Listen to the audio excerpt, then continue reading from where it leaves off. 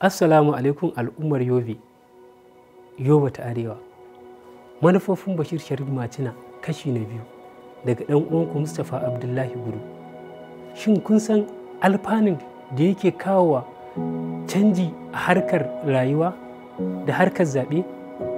Ina kiranku da ku fito ku zaɓi Bashir Sharif Macina a matsayin sanata mai wakiltar Yobe ta Arewa, duba da ayyukan da zai kawa Yobe ta Arewa. In yau kana zaune waje ɗaya ba za ka taɓa ganin ci gabanka ba. Matsawarka shine buɗi da ci gaba a rayuwarka.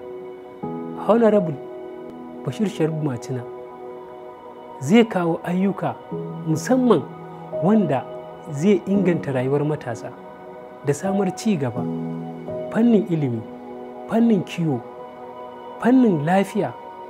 Don haka ina kira maza da mata da ku fito ranar zaɓe ku zaɓi APC, sannan ku zaɓi sanata mai wakiltar Yobe ta Arewa wato Bashir Sharif Macina.